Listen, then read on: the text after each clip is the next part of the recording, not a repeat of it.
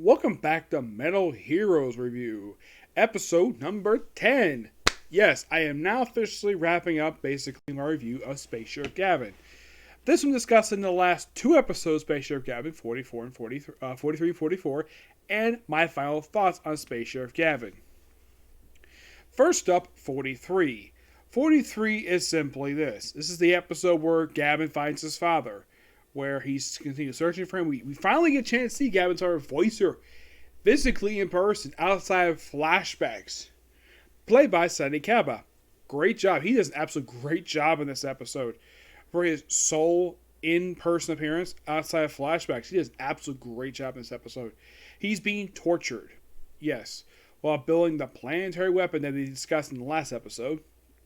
So basically, Gavan, after searching for a while, he hears the oxygen, he hears his father's voice because he goes, Gavan, Gavan, and of course gets in his ship, and then he proceeds to land on the island, and of course he's fired upon, though Gavan proceeds to have his tank compound basically wreck stuff, and of course Salgova, he proceeds to wreck the weapons there, wreck the planetary cannon that's there, and of course he stops Salgova taking his father, and then we have a really awesome moment. A moment with no dialogue.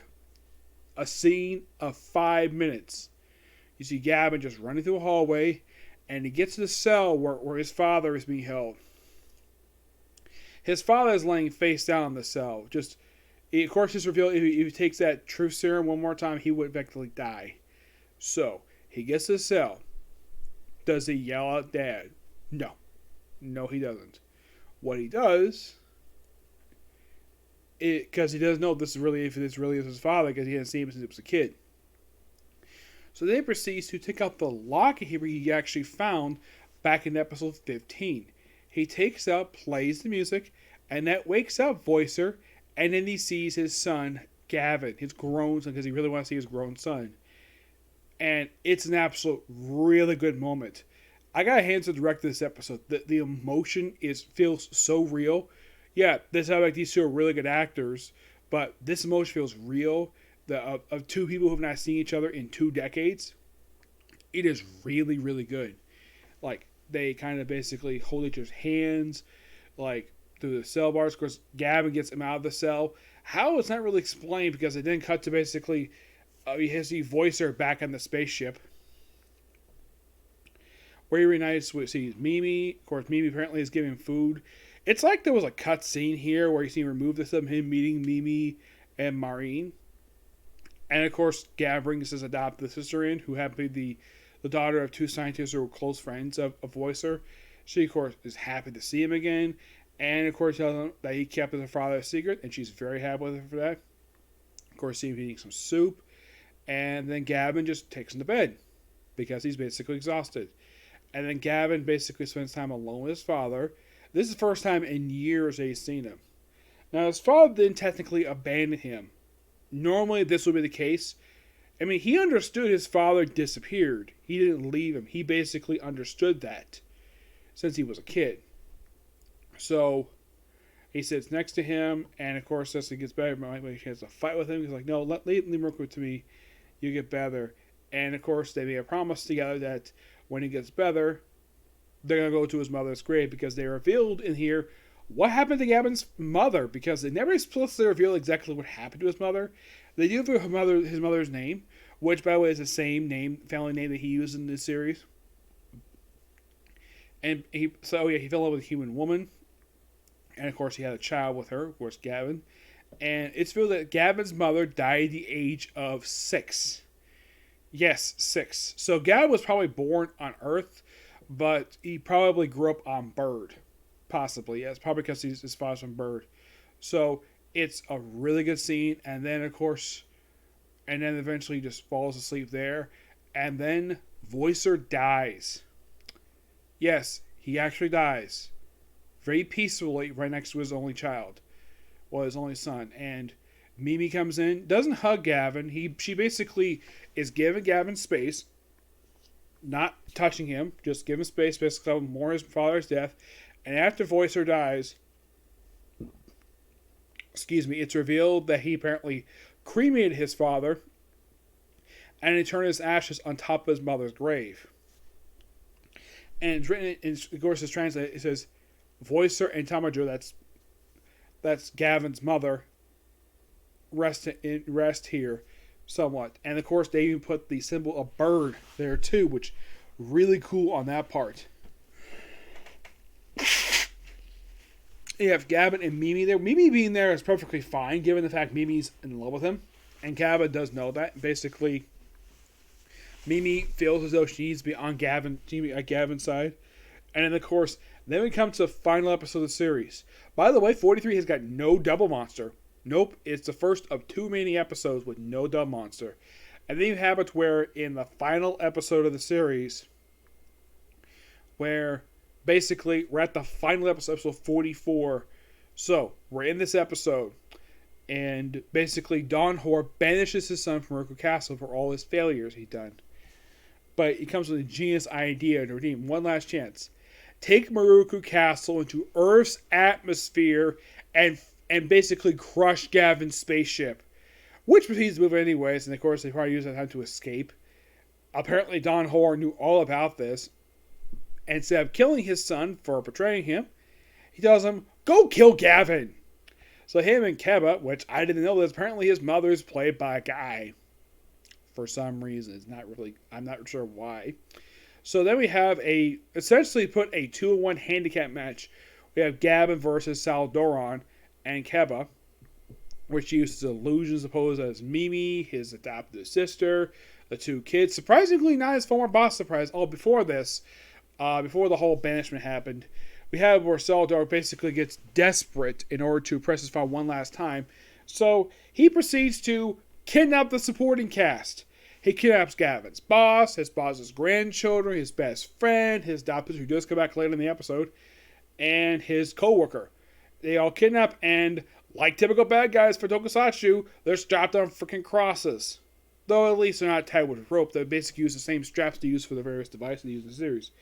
So, of course, Gavan proceeds to free them, and of course, Salvador flees despite the fact that he says, his mother says, "Oh, you're basically a Muraku prince. You need to flee because you're important."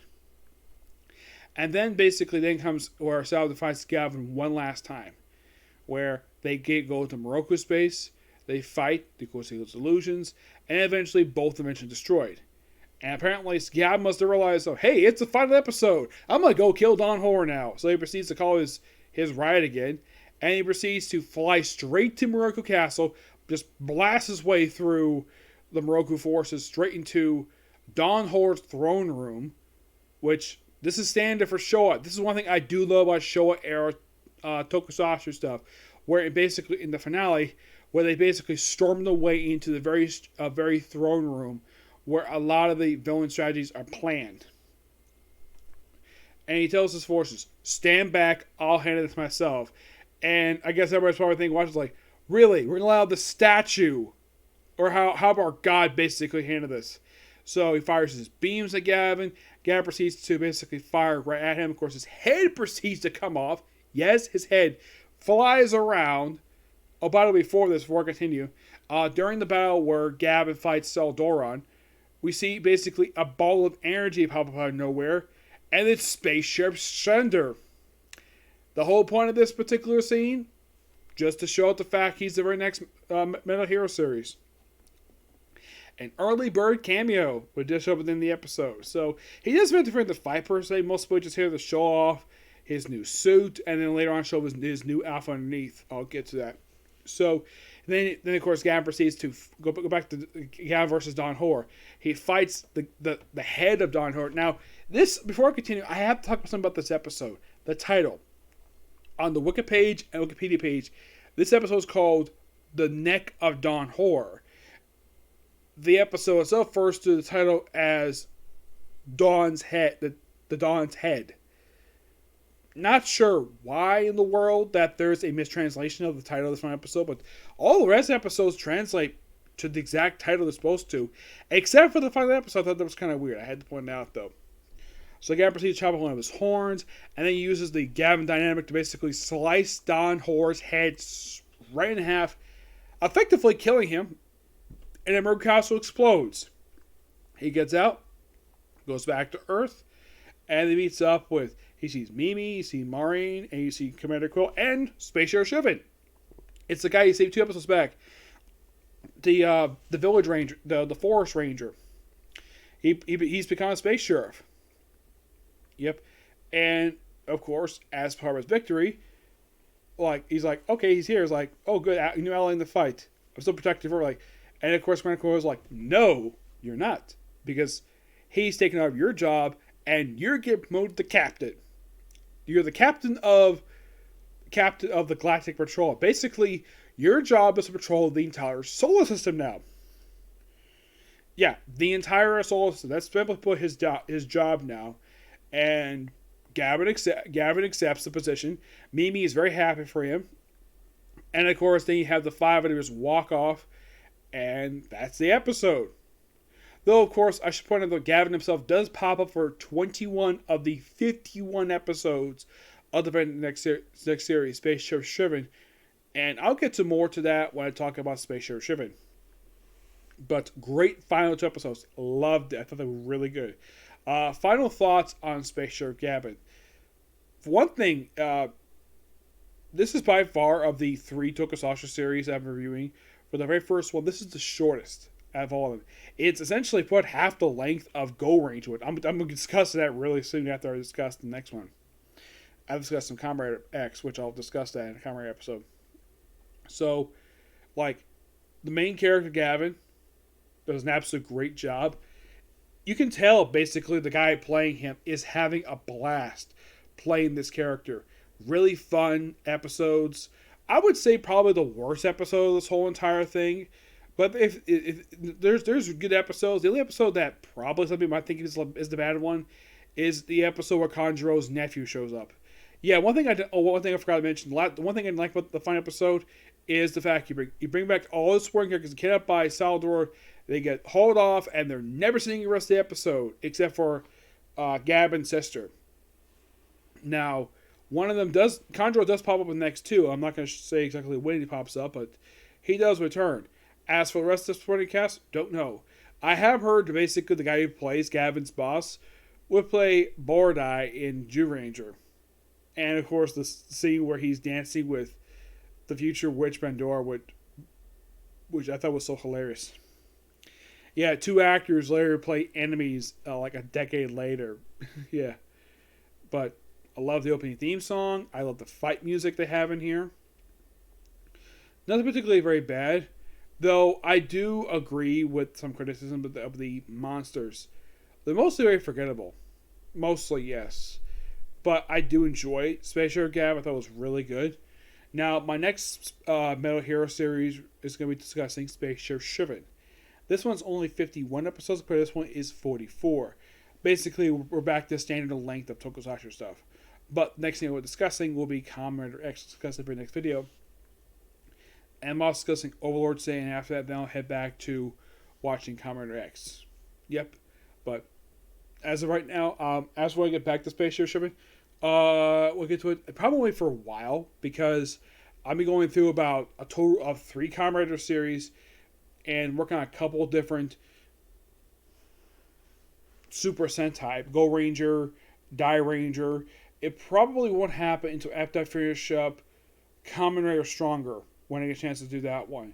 When I finish that one, that's when I'll probably get a chance to start up Space Sheriff Shivan. Which that should be quite interesting to get into, especially since that one was loosely adapted for season 2 of V-Troopers. Yes, that one. Out of the 3, that one gets loosely adapted for V-Troopers. I'll discuss more about that one to get to it. Okay, so that's it for particular review. Be a while before I get back, because I'll probably get back to this like a month. Maybe a month and a half, maybe. Because I'm going through several different series. So, next video is going to be Kamen Rider, discussing the first 3 episodes of Kamen Rider X. Okay, next video. Bye.